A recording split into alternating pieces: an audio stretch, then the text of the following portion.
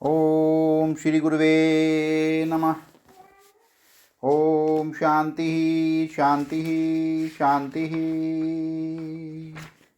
प्रणाम भगवान। भगवान, अभी हमारा सत्संग श्री स्वामी अखंडानंद सरस्वती जी महाराज द्वारा विरचित जीवन मुक्ति विवेक ग्रंथ से और स्वामी जी ने प्रवचनों के माध्यम से व्याख्या की है। तो प्रवचन नंबर 18 से 18 से एपिसोड नंबर 2 लेते हैं भगवान। स्वामी जी बताते हैं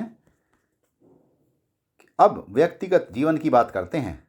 जीवन मुक्ति लो, यह तत्व की बात नहीं है, यह व्यक्तिगत जीवन की बात है। कितनी विशालता को समझ करके आपका दृष्टिकोण है, उसकी ओर ध्यान दीजिए। पहली बात यह है कि यह एक तो होते हैं निकम्मे व्यक्ति, अकर्मण्य व्यक्ति। वह मूढ़ होंगे ही हो। अपने शरीर को सुख पहुंचाने के लिए उनमें अहंकार का भाव होता है। अच्छा, हम आपको एक बात सुनाते हैं, माफ़ करना। यदि हमारा कपड़ा इतना साफ नहीं होगा तो हम बड़े आदमियों में बैठने की जगह हमें नहीं मिलेगी। यह कपड़े की विशेषता से अपने में अभिमान है कि नहीं, इसी को अध्यास बोलते हैं, इसी को अध्यारोप बोलते हैं। कपड़े की सुंदरता से हम सुंदर होते हैं, यह कपड़े के सौंदर्य को अपने सौंदर्य पर आरोपित करना है। हाँ, लिपस्टिक से हम सुंदर होते हैं, स्नो से हम सुंदर होते हैं, पाउडर से हम सुंदर होते हैं। यह लिपस्टिक स्नो पाउडर के सौंदर्य को अपने सौंदर्य पर थोप दिया। ऐसे रहेंगे तो हम सुंदर होंगे, ऐसे रहेंगे तो हम असुंदर हो जाएंगे। ये बाहरी चीज़ों का अध्यास है। अध्यास माने जो चीज़ मैं नहीं हूँ, उस चीज़ को अपने साथ जोड़कर उसकी विशेषता से विशेष बनना, पैसे से बड़ा बनना, कपड़े से बड़ा बनना। अब यह देखो, लंगोटी पहने धूल में लेटा हुआ दुनिया को दिखा रहा है, दुनिया का आदर्श हो रहा है। इससे लोगों को चित्त की वासना घटती है, कम होती है। अब लो महाराज, आपको क्या बताएं। हमने कल कहीं जोक पढ़ा था। मान लो कि आपकी जेब में 100 रुपये हैं। यदि आप पत्नी को 50 रुपये की साड़ी खरीदते हैं पत्नी के लिए, तो आपकी जेब में कितना रुपये बचेगा? सवाल यह था। उसने कहा 50 रुपये बाकी बचेंगे।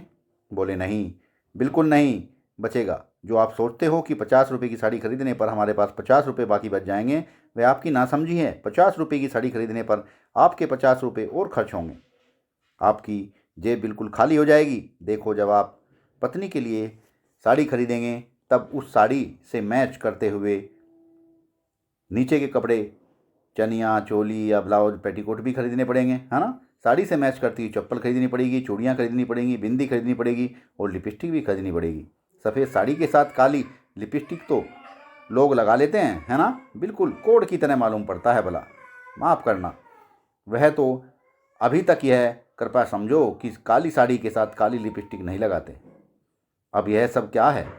यह मैचिंग करना अपने में सुंदरता लाने का तो प्रयास है। जो लोग छोटी छोटी बाहरी चीज़ों से अपने अंदर विशेषता लाने का प्रयास करते हैं, वे उपाधि के साथ तादात्म्य करते हैं। इसी को उपाधि के साथ तादात्म्य बोलते हैं,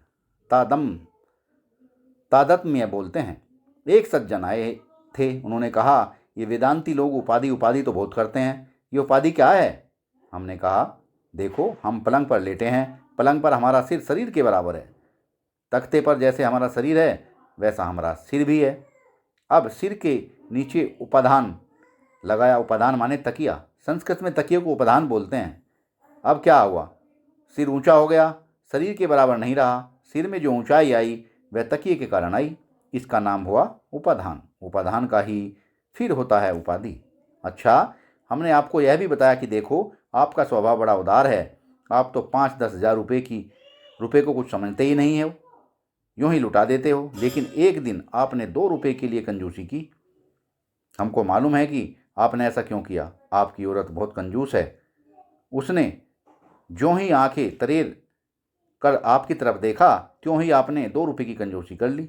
देखो, आपका स्वभाव उदार है और आपकी उपाधि का, पत्नी का स्वभाव कंजूस है। वह जो तुम्हारी उपाधि है उसका धर्म है कृपणता। आपने अपनी उपाधि के धर्म को, कंजूसी को अपने में स्वीकार कर लिया है। इसी का नाम है उपाधि। जो हमारे से जुदा होकर हमारे से जुदा होकर भी अपना गुणधर्म हमारे अंदर डाल दे, उसको बोलते हैं उपाधि। वाह भगवान वाह। जो हमारे से जुदा होकर भी अपना गुणधर्म हमारे अंदर डाल दे, उसको बोलते हैं उपाधि। उप माने पास रहना, आदि माने आधान करना। यह अपने शरीर का रोग नहीं है, यह अपना रोग नहीं है। यह जैसे एलर्जिक रोग होते हैं वैसे है। आहा, तुम्हारे शरीर में फुंसी नहीं थी, चंपा का फूल लगाया, इत्र लगाया, बस फुंसी हो गई। यह संक्रमण रोग है, बाहर से आया हुआ रोग है। अब आपसे निवेदन यह करना है कि जीवन मुक्त बाहर से आए हुए गुण धर्म को अपने अंदर स्वीकार नहीं करता है। अपने आप को भी अपने अंदर मिलाता नहीं है। यस ना हम कृतो भवो। यह बड़ा भारी अध्यास है कि दूसरी वस्तु से हमारी कीमत बढ़ती है या घटती है। यदि यह चीज़ हमारे पास रहेगी तो हम बड़े, और यदि यह चीज़ हमारे पास नहीं रहेगी तो हम छोटे। यह अध्यास हो गया। अत स्मित तत् बुद्धि। यह आने वाली और बिछुड़ने वाली चीज़ आपने मैं मेरा समझ लिया। यह आने वाली और बिछड़ने वाली चीज़ को आपने मैं मेरा समझ लिया। निकम्मापन में अहंकार होता है। आलसी आदमी, मूढ़ आदमी निकम्मेपन का अहंकार करता है। उग्र व्यक्ति हिंसा का अहंकार करता है। उग्र हिंसक व्यक्ति कहता है, मैंने 5 आदमियों की हत्या कर डाली है, तुम हमें क्या समझते हो? तुम्हें हम थोड़े ही छोड़ेंगे, ऐसा अभिमान करते हैं वो। हमने 2500 के सिर फोड़ दिए हैं, तुम क्या होते हो? अब देखो, यह हिंसा का अभिमान है। प्रतिहिंसक व्यक्ति कहता है, भाई डंडा तो हमने भी मारा, परंतु पहले उन्होंने डंडा मारा, तब उसके बदले में हमने उनको डंडा मारा। वह अपने अपराध को कुछ हद तक स्वीकार करता है। वह अपराध को अपराध तो मानता है, लेकिन हल्का फुल्का मानता है। एक तो अपराध को अपराध ही नहीं मानता। हमने 25 के सिर फोड़े हैं, तुम्हारा भी फोड़ देंगे। यह हुई हिंसा। दूसरा कहता है कि भाई हमारे मन में तो डंडा चलाने की नहीं थी, जब उन्होंने हमको डंडा मार दिया तब हमने चलाया। वह अपने अपराध को हल्का करता है। एक ऐसा है जिसको डंडा मारो चाहे मत मारो, वह अपनी अहिंसा में प्रतिष्ठित है। एक ऐसा भी है जिसको हिंसा और अहिंसा दोनों में समतत्व है। अहिंसा साधन की स्थिति है, प्रतिहिंसा सज्जन पुरुष की स्थिति है।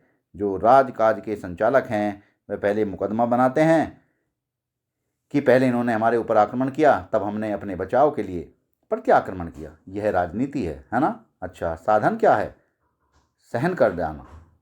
अच्छा, साधन क्या है? सहन कर जाना। अहिंसा साधन है, समता सिद्धि है, वह साक्षिता में निवास करती है।